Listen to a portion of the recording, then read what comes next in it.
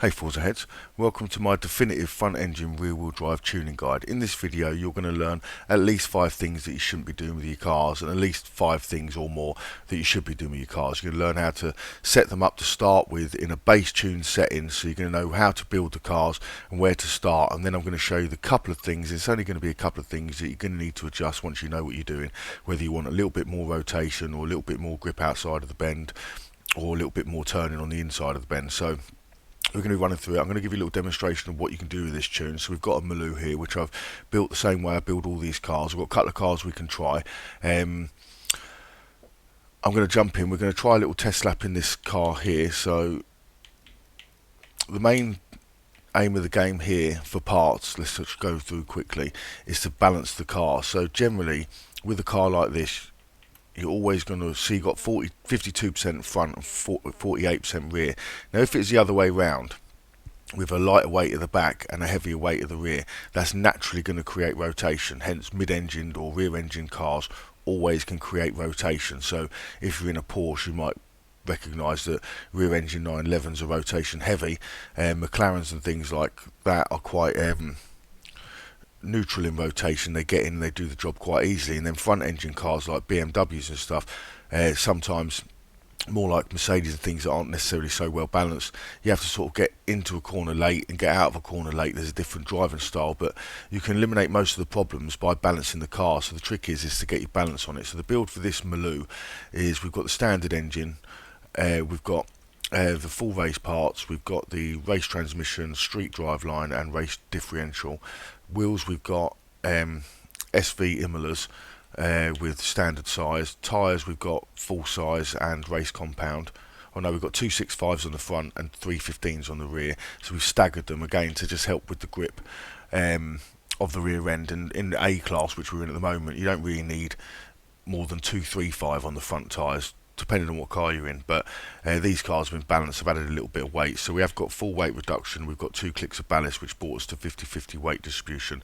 We've got the middle roll cage, race springs and roll bars, and then we've got a flywheel. The rest of it is stock. So that's the build. I'll run through the tune and how we do the tunes on these cars in a second, but what I'll do first, we've got a couple of cars we can try that I have built the same way, just to give you a demonstration. But you can see, I mean, you're going to see the delta's going to change between these cars quite significantly, but the lap time possibly won't.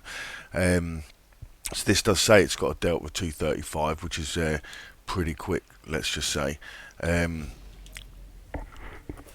track is all set even, so it's not going to improve. We're going to start in our worst car anyway, probably, which is the Maloo pickup truck. Not many of you, I'm not sure how many of you have tried to get this around Spa, but yeah, with this tune it's going to look pretty easy. Now, do you know what sort of times you're looking at for Spa generally?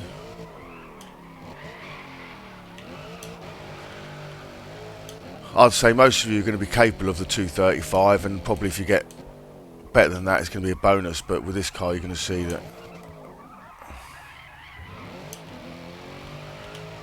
it's quite capable of putting in probably something to get you in the top couple of 100 in the leaderboard. So we're off, we're going to hit a good lap, show you what it's capable of. Like I say, the main aim of the game, we're not going to use any telemetry or anything. I'm going to give you a base tune that's going to make every front engine rear wheel drive car behave like this.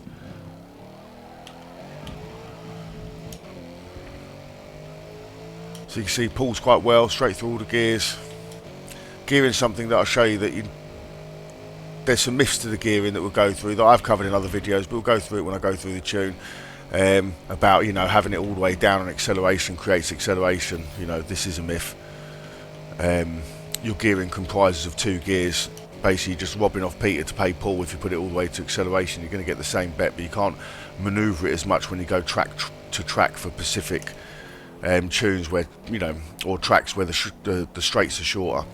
So I'm going to show you how to set your gears up and how you dial them in for shorter tracks or shorter straights, like maybe like Brands Hatch or somewhere like that, compared to Road Atlanta or somewhere like here at Spa or Road America.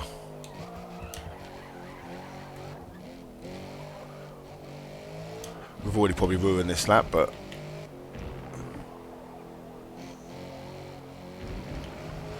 try not to get a penalty.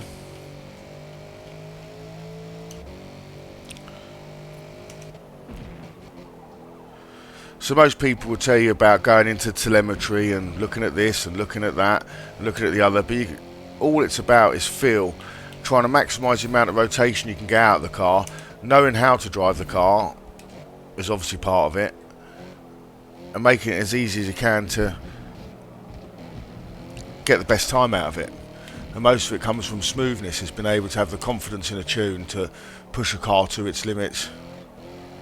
You've also got to have the confidence sometimes not to be braking, just let a car off the throttle and let it roll into a bend. Rolling into a bend is a lot more efficient than braking into a bend. It's like, for instance, this turn up here that we're going to go into can be a tricky bend because everyone tries to brake last minute. The trick with this bend is to come towards it, lay off now, touch the brake, find your inside line, get back on the gas, and look, we're leaving the corner at 137s, 38s, no problem at all. It's not king of the last brakes for every bend. You need to get in and get the right line so you can have the smoothest exit possible, and therefore we can maximise our lap time potential. We're on 31s, or 32 sixes. I wouldn't say it's too bad for a Maloo.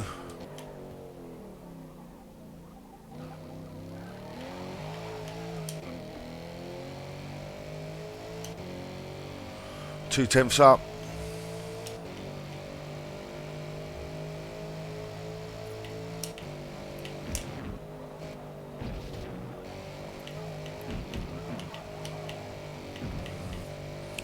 Almost 4 tenths.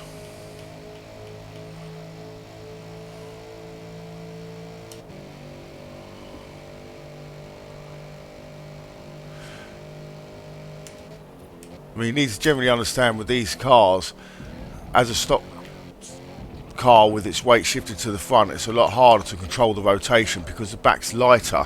Once that front end gets in under braking, as soon as you start applying power, because you've got even less weight on the front, on the rear under braking, as soon as you try and add power to the exit of the bend, you'll start to lose traction, which is fine, but like you'll have to inherently tune that out by either dropping a bit of front aero or increasing rear aero, depending on where you've got your aero set. If you've got it full the way up, you're going to need to decrease the front. If you've got it in the middle or somewhere like that, then you can just increase the rear. And then if you want a little bit of extra turning and rotation, you're going to need to just, reduce the front roll bar a little bit or increase the rear roll bars. I'll show you where we've got set. All these cars are set exactly the same. We're almost a second up on time now. As I chat my way around the course, kind of get a nice smooth line through this bend here so we can get on the throttle early. Be over a second up now, yep. Little touch a second just to get the front end in there. We're going to lay off, get into the curb, get back on. Oh, we lost a little bit of time through there, but we're still almost a second up. It's going to be 31s in a Maloo. Do you think you're capable of getting 31s in a Maloo with your tune or anyone else's tune? Because soon you're going to be doing it with this tune, which you're going to know how to tune. And it will be your tune. Gone a little bit late on that corner there. Still in the 9s though, not too bad. Probably lost a little bit of speed on the run down to this bend, but hopefully we can get it with smoothness. Cut as much of the corners as we're allowed. Oh, 0.8, we're still into 31s. With rev limit slap, 31.8. Well, let me know if you thought you could do 31.8 in a Maloo. So, we showed you the build for this car. I will show you another car quickly. Something that may be a little bit different. Let's have a look. Something in again that's probably front heavy.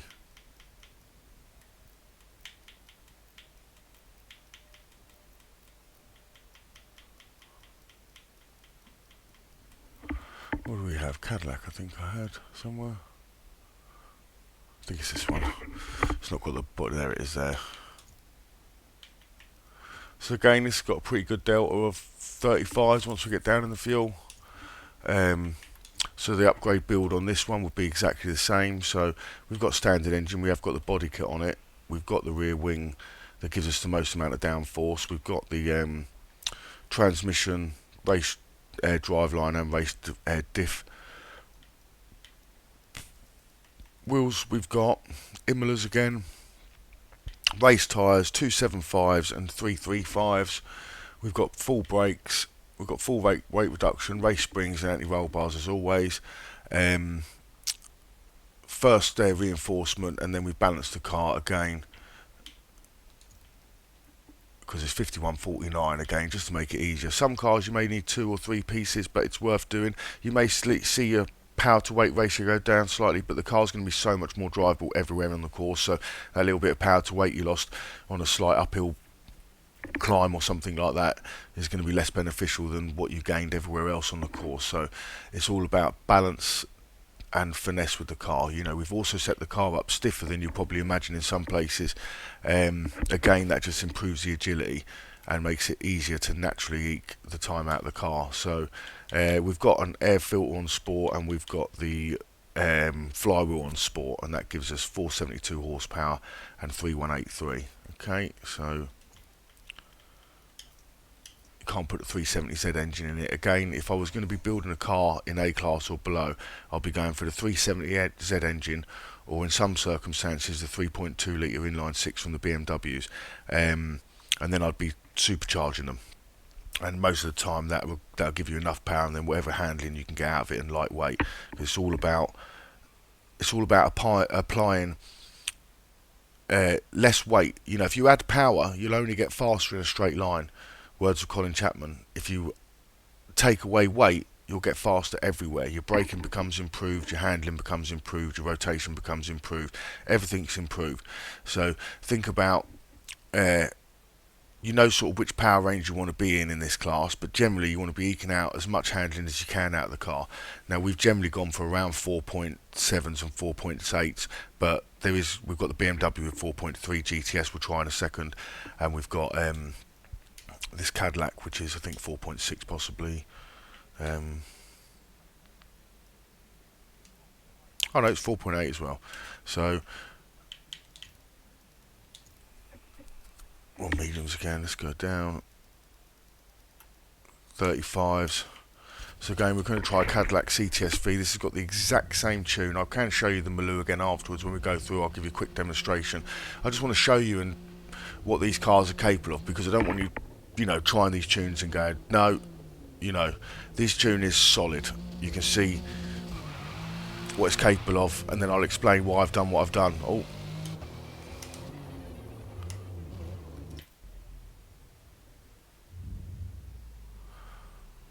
Sorry, we accidentally went over the start line now. I'm going to run it backwards. I'll skip that bit. And then we'll get a rolling start without having to do a lap.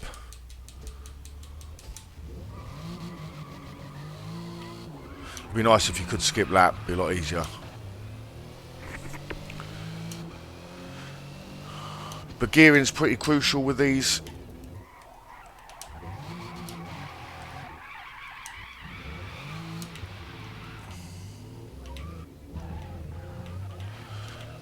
Gearing's pretty crucial with all classes really. You're going to want to maximise the amount of acceleration you get out of the car. You want to get a great launch. You want to be making spaces off the line. You don't want to be in a car that's struggling to get off the line. Like some front wheel drives, you just find people make the first gear too long, thinking it's going to eliminate the wheel spin. You need to get out of first gear to eliminate the wheel spin. So you generally want a short first gear and a long second gear. With these all geared the same. Probably looking at about 37 mile an hour in first gear. Again, nice short and stubby. Oh. Let me just rewind that. Yeah, nice short and stubby gears, in a sense. So probably looking at 37, then maybe 68, 69 for second gear. Probably almost 90 mile an hour for third gear.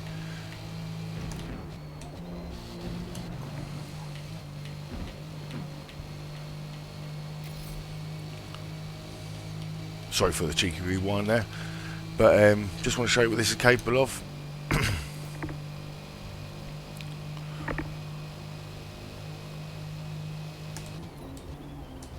It's all about getting into the bends early.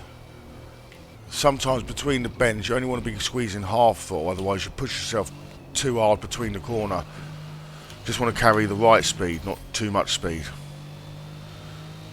And like I say, on some corners it's all about killing your speed a little bit earlier than you think, and then just having to roll in. Keeping that line yellow really. If you've got the line on, you want to be keeping it red and yellow as much as you can. You can see this is another car that's solid, exactly the same tune, exactly the same roll bars, aero and everything. Aero is full up on these tunes at the moment, but you can obviously decrease it for Road America and things like that, or places where you want to get a little bit more speed, even around here. Sometimes having that little bit more speed is your advantage in a race, because if you rely on the corner to overtake all the time, it can be harder if you know, not able to negotiate your way around someone so easily who's been maybe a bit of a blocker. But I always like to think it's a way round. If you block me too much, I'm just going to find the hardest way round, and it'll probably affect you more. So there's a lesson I give to most people. That's pretty impressive though, around here on a 154s. I mean, that was my delta coming out of that bottom bend. Now we're just going to come to this corner. We're going to let off early. Oh look, we did pick up a penalty. Still turned in really nice, but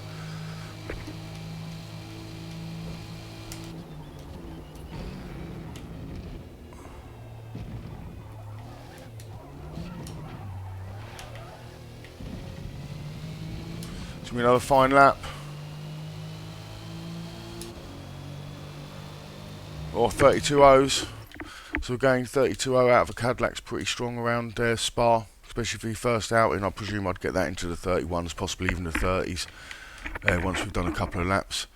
So let me go through one last car with you again, and just to show you, so it's not even necessarily you have to have high handling. So we'll go with like a BMW 2010. Oh, sorry, might play it up. Go with the BMW 2010 M3 GTS. So again, I'll go through the build with you quickly, and then we'll go through the tune. I'll explain everything. So again, we've got the stock engine, we've got the stock wing because it is a race wing already, transmission, race drive line, and differential. We've got stock wheels on this. I do like the stock wheels on some of the cars just because they're, well, match the car sometimes. And we've got the race tyres with the full tyre width, which is 265 305. Brakes are sport. Race springs, race roll bars, weight reductions on sport, chassis refinement is on stock, which is the second one, which would be sport, and then we've got 2 bits of ballast, which to be fair, I think we'd only need 1 on this to take it down from 52 to 50, but we've got 2 because this car has got a little bit of power to weight. Well, it hasn't got any power to weight compared to anything else, but you know, in the Forza world and ideas, it has. So that is the build. I don't think we don't have anything on the engine. We've got nothing on the engine. That is the build, and we're running at the standard 444 horsepower with a weight of 3310 and a power to weight of 134, and we're split at 50-50. So I'll go through the tune with this quickly. So the tune on the tyres, I've generally got these set up at 30 and 29. Now sometimes on the lower classes, you might see in the other tunes, if it shows you the tyres on the first page, that they're on 32 and 32. Generally, I'll increase the pressure a little bit as you go down the classes, because the tyres just take a little bit longer to warm up, so it helps if you start them closer to the temperature than they are. You don't really notice any extra tyre wear or anything like that, and you're still within the parameters of grip. The parameters of grip are going to be somewhere between 29 psi and probably 34 psi. It's a fairly wide range on Forza Motorsport, so generally if you start at 32 in the lower classes, you'll get up to 34. If you start here, we're probably going to get up to 32s, but then that's going to allow our tyres to, because of the extra power, you've got more chance of wheel spinning and heating the tyres up. It's going to allow them to cool down a little bit more on the longer straights and things like that, and it's going to help you manage the tyres as well as get the most out of them. Softer tyres are better than harder tyres for grip, especially on things like launch and stuff like that. So that's where we have the tyre pressure. Gearing wise, like I say, we're generally in the 30s and the 60s. So this car is 39, 65, 90, 115, 137, 157 and 174. This does have a 7-speed box, so you can utilise it a bit more. But the myths about gearing generally are, like, people mostly put, oh yeah, if you go down to acceleration, this is the fastest way to set gears. I mean, I don't know whether you just read that here, like it says acceleration, so it must be acceleration, but the gears are a combination of 2 things. It's your final drive and the gear drive, so you've got 2 cogs. So like for instance on a motorbike where you get the front pinion and the rear sprocket, if you take 1 tooth off the front pinion, that basically goes to acceleration, but then to get any top speed back, you'll have to add teeth to the back, and generally 8 teeth on the back equals 1 tooth off the front. So if I run this down to acceleration but then still set the gear back to 39 mile an hour, it's still going to do the same thing. It's just doing it by having a larger front cog and a bigger and a smaller rear cog. If you do it the other way around, it's got a larger rear cog and a smaller front cog. You're robbing off Peter to pay Paul. Generally, if you set your car up as in the middle of acceleration and speed and then gear it to where you want, if I now go to Brands Hatch and I find at Brands Hatch I'm only hitting 157 mile an hour, I can then go all the way down to 154 mile an hour, and then I'll have even more brutal acceleration. I might have to control it a little bit more on the throttle, but it's going to be a lot more effective down the straights and everywhere on the track. And I was able to do it pretty easily. Sometimes you might want to just maybe click a bit of length or feel it, like I say, but generally if you look at the arc on the left hand side, if you change one you've got to change the others so you smooth it out still. So if I wanted to, I could still click that one length like that, to be honest, but then if I wanted to lengthen second gear, then I can go like that and it makes it a bit smoother. Then I'd need to just lengthen third a little bit like that, and then we're back where we were. Yeah, so I will not save that. So we go back in. So the gearing's how it is at the moment. Now on camber we're just going to have at 2.0, 1.5. Toe is going to be on out 1 and out 1 on the rear. This is going to be definitive for all of these types of cars. All this is going to do, so on a Assetto Corsa and games like that, generally you'd go in 1 and in 1, and that would create rotation. You can obviously go further and get more rotation. In Forza World, it's out 1 and out 1 creates rotation on the front and rotation on the rear. In the real world, it would be in on the front and out on the rear. So no one gets it right here apart from Felix Gibbon, I suppose. But it's out on Forza Motorsport to create a little bit extra turning on the front, and it's out on the rear to create a little bit of extra rotation on the rear. If you start going crazy town with these, it will make it harder to manage when you clip like sausage curbs at speed, like around Kalami and things like that. It will start spitting you off them a little bit harder with a little bit more rear action. In front wheel drive cars and four wheel drive cars, you can play around with the toe a bit more excessively to create rotation, but I'll go through that on a different video. And caster we always set to high. Now on a steering wheel, a high caster would enable you to get more force feedback naturally through the car tune rather than through the steering wheel tune.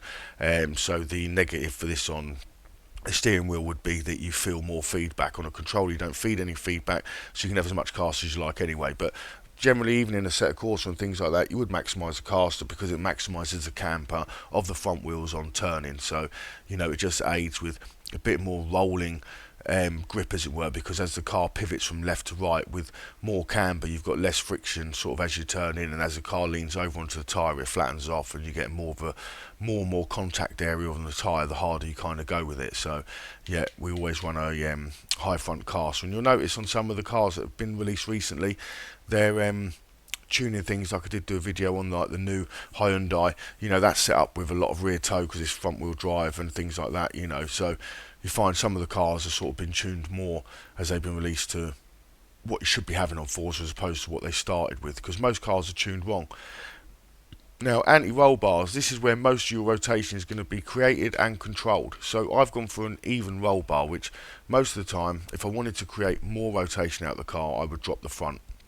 If I wanted to create more control out of the car, I would drop the rear. But the reason we've gone up to 30 is because a stiffer roll bar takes out the boaty wallow from left to right. Yeah, so when you go into a corner, like in real life, if you drive a BMW M3 or something, yeah, then they corner quite sweet. They're balanced even naturally on their roll bars, which are quite stiff. They're naturally balanced quite well, and it eliminates most of the wallow without taking the comfort out of it, kind of thing. You can go stiffer, but like as a road car, they're pretty stiff. However, if you get in an Audi S4 or like a Mercedes, see like E55 or something like that, or heavier Mercedes, generally you get a lot more wallow through the corner because the roll bars aren't as stiff and they've gone for a bit more comfort than sport. Yeah, they've got the power to blast in straight lines, and they've got in the case of the Audi, it's still got the four-wheel drive to manage corners at great speed, but like they also have more of a comfort to them than the BMW M Sports generally go for. They go for a bit more driver's focus in a sense, otherwise get the 330.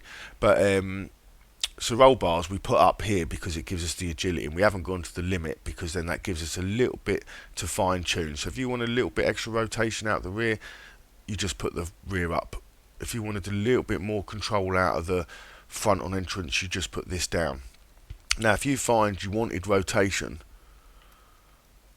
and you put this one down by a chunk, and now your turning has improved massively, but then when you exit the corner your rear end has become loose, then you need to go to your aero, which we've got full up at the moment, and just drop this down to probably halfway first and try it, and you'll find that will kill the front end after rotation. So you'll get the initial turn in from the roll bars, but then as you sort of get to the centre of the corner, the front end kind of slows down, where the rear is now picking up more aero than the front, and then when you get on the gas, because you've got more rear aero, you get more grip out of the corner. So it will feel like it creates understeer, but it's understeer as opposed to the oversteer you create with the roll bars, and that is how you'd fight. If you were down here already because you wanted a little bit of extra speed on the course you were on, which I'd suggest if you were going just for more speed and not to change handling, you'd want to keep these pretty even to where they were. If you found you dropped the front a bit, then to create rotation, but now you wanted more speed, you'd want to move them down together to where you had them like this, in a sense, with a bit more rear aero than front. Like I say, this will reduce rotation and increase rear grip on the exit of the bend, whereas if you increase the front, this will also aid rotation, as you get into the corner with the aero and the turning, the more air will press down on the front of the car, and it will make the rear slightly lighter at that point, which will then start to over rotate the car. So where we talked about balance, like when you build a car and making it 50-50, that makes the rotation neutral, so the rear end kind of never becomes too light, so it's quite neutral when you throw it in. It's all about timing and smoothness. If you want to be a bit late and harder with it, then you're going to need a bit of extra rotational speed, because you're going to throw it in later. You're going to command it to rotate a bit harder to get to where you are, if that's your driving style. So then you're going to want to maybe run off a little bit of aero, because then as you get the throw in, that'll increase the rotation from mid to corner exit. But then again, if you find that you're losing a bit of traction that way, then the opposite way, you can either go to your anti-roll bars and you can just increase the front a little bit, and again that will fight the oversteer, maybe on the exit of the bend, but not as effectively as we done it the other way round. So other than that, with the aero you'd be forced to generally just increase the rear until you get the right amount of grip, and then if you find that steals rotation away, then just drop your roll bar a smidge to get the rotation back. And these are really the only two things that you're going to need to change on this tune. So I mean, roll bars at the moment we're going to leave at 30-30 because that's where we were, just to show you the balance does work on every car. You can obviously create more rotation if you need it, because some driving styles require it if you're a bit later on the brakes and harder on the turning. But I suggest that you learn how to drive with this tune, and then you'll learn how to be smooth, because this requires a little bit of an earlier layoff and probably a little bit more of a roll into a corner than to be the king of the late breakers and hard on the brakes to the end. You want to learn how to roll into a corner and just watch that line go from red to orange, and then start applying throttle again, but not on a full manner, just squeezing it like toothpaste. So with the springs, by having it 50-50, generally it's quite easy to set your springs. You want to be just below halfway and around 50-50, like so. Because the weight's balanced, we can set the springs pretty balanced. There's no rocket science here, right? So we don't need telemetry, we just need to know it's comfortable and it can handle the bumps. So generally I will knock the rear off slightly, so I would be, say, 900 and 880 or 900 and 875. It'd be between 20 and 25, so we'll just go 880 at the moment just to show you it doesn't make a difference. But all this does, it does make a difference. It's slight. As you throw the rotation into the car, having a slightly softer rear spring gives you something that just counteracts that over rotation, but in a manner in which it doesn't really affect anything else, right? Because we've got a car that's 50-50 weight and we're only missing 20 pounds an inch. You know, it's probably about 2% of the weight difference between the front and the back there on the spring ratio, so just over. But that means we've just got a little bit of subtlety, but if you apply the subtlety here, it doesn't really create many negative effects, apart from if you go into somewhere like the Nürburgring and you find when you go down the big dips and you get the compressions at the bottom, generally like sort of about 2 minutes in and probably near the end of the track when you come down the dip again, generally you might just want to stiffen your rear up then slightly, because again it's not going to hurt you. It might create a little bit more rotation, but again when you hit the bottom of the dip with the front, your front's going to compress more than the rear, and that's going to eliminate that sort of bounce off that you get from them compression sometimes. Some cars can handle it this way, and some cars just need a little bit of extra rear spring, but again, you're not really going to need to change anything there. And then ride height, we're down to the bottom, so unless you're going to be travelling over curbs and going bang and hitting them, which doesn't really slow you down too much as long as you hit the square, then just knock it up to, but keep them the same. Again, if you wanted to subtly increase the rotation of a car, you can increase the rear ride height. If you wanted to subtly decrease the rotation of the car, you can increase the front ride height. But I'd probably do it a click at a time, because then the changes are enough, but not too much, if you know what I mean. Like, you'll be able to understand just one click maybe made the difference of the rotation of the car, because basically, so the aero is done by, obviously, a division of the amount of air that hits the car is split by what goes underneath the car and what goes over the top of the car. Now, as most of the aerodynamics in Forza Motorsport is on top of the car, it makes it right that you're going to want to send most of the air over the top of the car. However, if you start lifting the car, then you'll get a less of a proportion of the air percentage-wise going over the car. So, for instance, you might get 98% air effectiveness from here, in a sense, and then, so on and so on. So it's hard to tell you what effectiveness you'll get, but you'll feel the difference. If you click the front up, you'll slightly lose rotation and you get a bit more control. If you click the rear up, you'll slightly gain rotation and the rear will become more manoeuvrable or faster in its direction changes. So I normally keep it whatever it comes at. If they're already different, I'm not really bothered. Some cars have a negative rake, some cars have a positive rake, and the rest of the cars generally set up to be how it is. So this tune will work with whatever you've got. So damping again, so we're just going to go 5.0, 4.8, 7.5, 7.2. So this is just 50% higher than these two numbers. So 5 plus 50% is 7.5, 4.8 plus 50% is 7.2. It's pretty easy, but you can use that on every car, going all the way up to probably, S-Class, and even into R class. If you're going into R class, you might want to go up to like 6 and 9 or something like that, and 7.8 or sorry, 8.7 and 5.8 or something like that. So yeah, you don't need to change any of these. It makes no difference. You don't need to go and look at telemetry and see what they're doing. This will control the amount of bounce you get off of the curb when you go over them and around courses, and this will mean that you won't really get much bounce. Some cars might give you a little bit more, to which you're just going to want to probably increase your rebound slightly, and that should manage that. But most cars are going to work effectively across curbs with this setting. It's generally down to how fast you hit a curb. So most of the time you're going to be hitting curbs at similar speeds. You start going up into R class and that, and you're going to start hitting curves probably 20, 30 mile an hour faster. You might want to look at increasing it then, but on the lower groups this is fine, and all the way up to, like I say, S class, this is fine. Suspension geometry, so this is just raising the roll center height offset. So this basically, if you think about your springs positioned over your lower arms that are running horizontally face each other, what you're doing, and McLaren have done this with their new Formula 1 car this year, they've kind of raised the arm angle so they're more vertical, which basically puts a greater load of the body roll into the solid structures of the suspension as opposed to the springy parts of the suspension. So you get less body roll when you get more reaction, so it makes the car more agile if you're trying to, if an incident happens in front of you or someone brakes checks you, and if you quickly move left or right, you're going to get a quicker reaction out of the car. It's going to make it a lot easier to get in and out of trouble. Well, I say in and out of trouble. It's going to make it a lot easier to get in a corner and out of trouble. So yeah, 9.8 and 9.8 is where I run all of my cars regardless. If you wanted to create a little bit more rotation, you can run the rear slightly stiffer, almost like a roll bar. If you wanted to recreate a little bit more stability, you can drop the rear, just similar to a roll bar. But these I run high for agility, and I use the roll bar for rotation. But as you can see, the roll bar we've just neutralised. We've done it with every car. Anti-dive and anti-squat. Again, this is for agility. Now, if you're mid-corner and two people have a little pit manoeuvre on one another and one of them comes sliding down the track and you've got to push on the brakes quickly and then try and manoeuvre out the way, again, this is going to mean you get less wallow on the brakes. It's going to be more controlled under braking.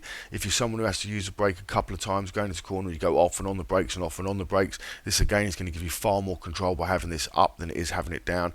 And the anti-squat, again, by having this too soft, it may give you a little bit of control and subtleness out the rear, but the time in which it takes the throttle to respond to the tyres and the car levering itself backwards and everything is a delay, and it's a delay on the amount of grip that's applied to the rear wheels. You want it to happen quickly and seamlessly, so by having it stiff you don't get much wallow, so the grip is actually pretty even, and it's more down to how much you squeeze the throttle. But as soon as you touch the throttle you're going to start getting movement and grip, which can help you with the rotation and it can help you with exits of corners. But sometimes you're just going to need to apply half the throttle to get that little bit of slip that you need just to get the front end in, and then you can style it out. And with these settings, it's going to make it easy to kind of drift through bends a little bit, and it's going to make it easy to, you know, develop enough squirm just to create rotation or exit from the corner. Sometimes you're picking up a little bit of understeer, you can apply a little bit of throttle and it's going to go straight to them rear wheels, and it's going to apply a little bit of oversteer. So again, just helping you get out of trouble sometimes, you know, and if you're not smooth on the throttle, helping you get into it. So aero wise, we are full up and full up. Right, that's just going to give us our balance for the car as it was. If we feel like we want to kill a bit of rotation, we just drop the front. If we feel like we want to increase the rotation, then we're going to have to drop the rear. Yeah, and that's, if we want speed, then like I say, you're going to want to drop them evenly. But I would say the only things you're going to need to change is create a little bit of extra rotation by dropping the front here, and then if you lose a bit of stability on the exit of the corner, just drop a bit of front aero. That's pretty much all you're going to need to do. If you're going on Bathurst or something like that and you want the more top speed, then drop these aero all the way down to the bottom and then see how it feels, and then you can apply a little bit of aero again. Rear grip on the exit of corners, rear aero. If you want to control the entrance of the corner and the mid corner, then it's front aero. So let's have a little look.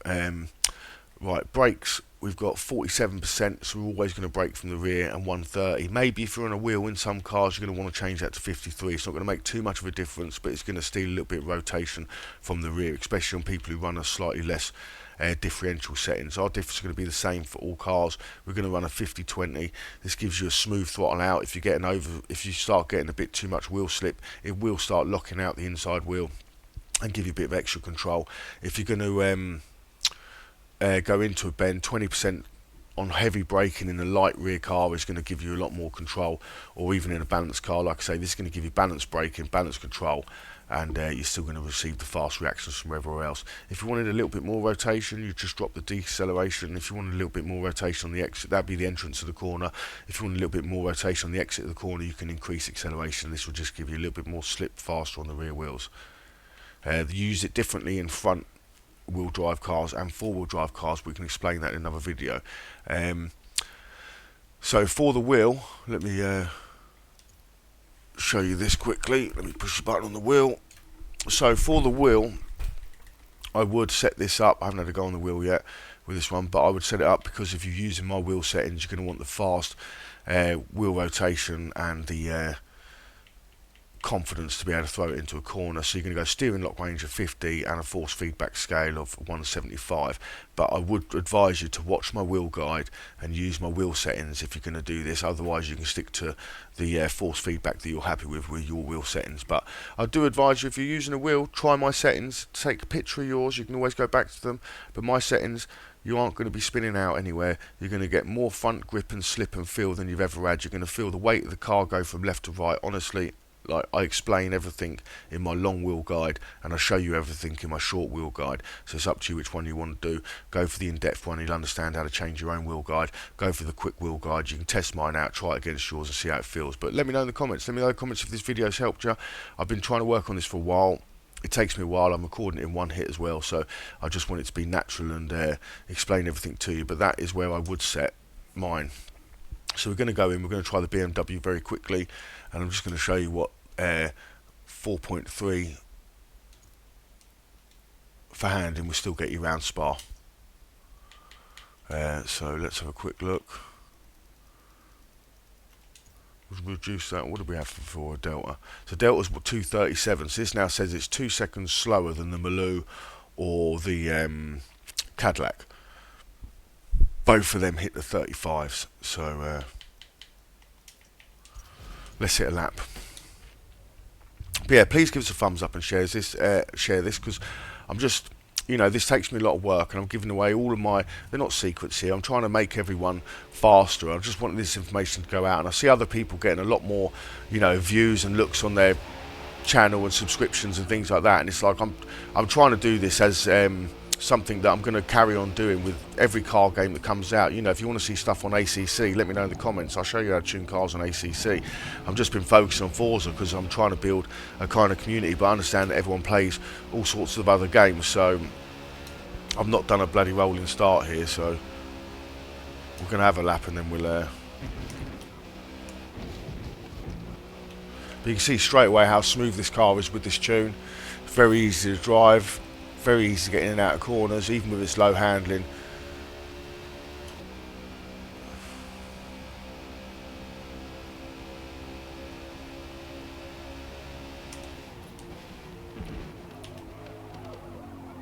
We're a little bit late on the brakes.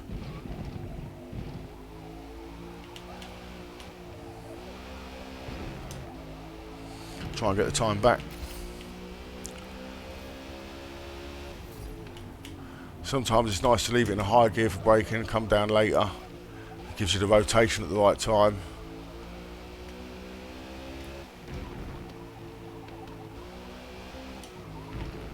A little bit of early shift as well every now and then. Because the gearing I've got is quite short anyway, early shifts don't really hurt you, you're still within the torque band.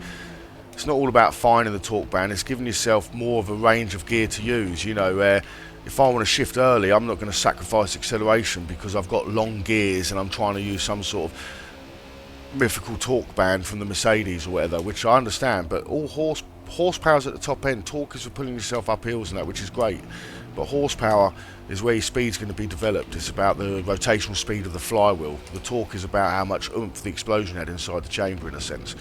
So that's more to do with the design of the chamber and the way the explosions are controlled by the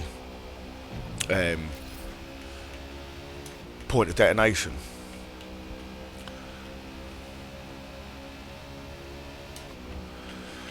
Most of the time, like, you'll find my tunes, they're geared nice, they're sweet, you can use all the gears. I had to kill a little bit of speed there, still got out right. I mean, this was a standing start lap.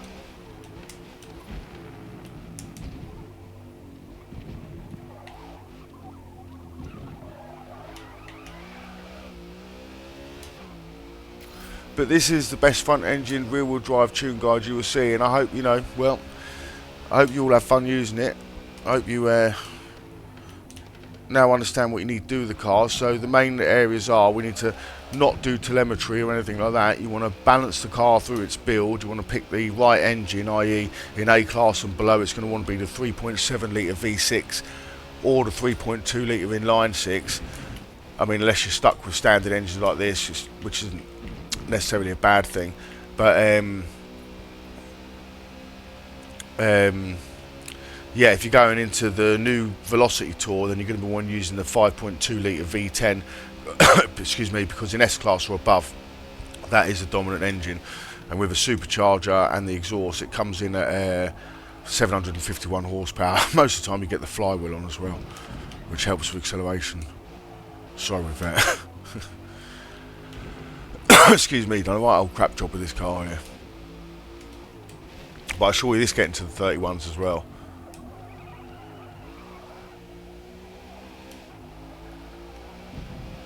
You can see how easy it is to drive.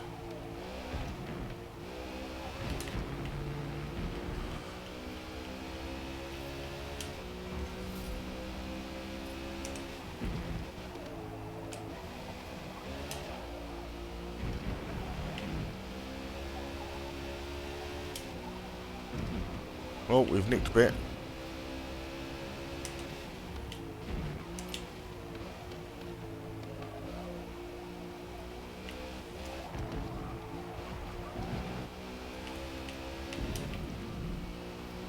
Oh, pulling a little bit back.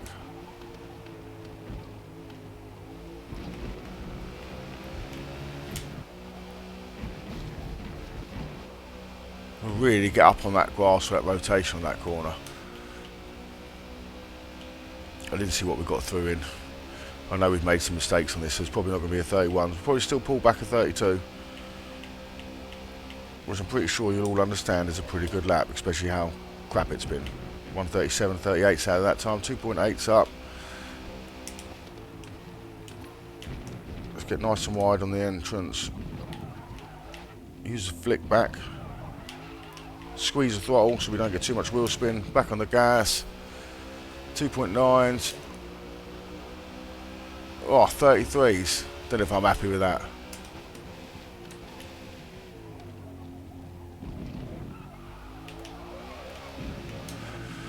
Well, let me know in the comments, let me know if there's anything else you want to understand, but this is the base tune, so I will quickly run through it at the end just to show you where it's set and where to start, and then I'll quickly just, break down again what bits you might want to change, just briefly. The 2 bits I'd change anyway, if I wanted to create a little bit of extra rotation. There we go, we're 4 seconds up. 4 seconds up, and we're not going to outbrake ourselves on this turn for the first time round this time. Brake nice and smooth, nice and early. Give ourselves time to roll in. Half throttle. Upper gear if we get a bit of slide. Down again. Upper gear early just to get a little bit of control out of that corner there. Use the torque.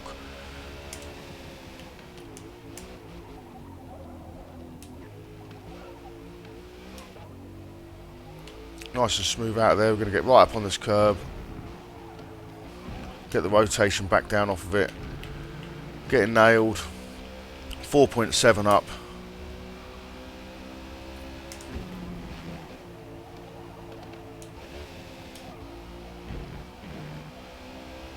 Beautiful corner.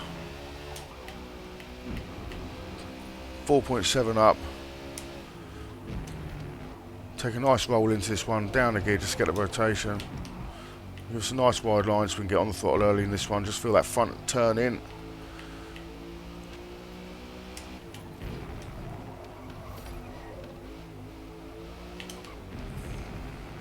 Early shift to control the slide. Make sure we didn't go too wide off the curb. Keeping it pinned since 1979. 5 seconds up. We're into 31 safely. Like I say, with this corner, we want to get inside here, run it right out, and then before we get to the line, we want to kill our speed, get our rotation, get back on the gas. Oh, we just held it. 5 seconds up still. Onto the curb. Cut the curb. Use the flick back, downshift. Smooth throttle. We're out. 5098 up. And we are into the 31s. With a 31.5 to finish.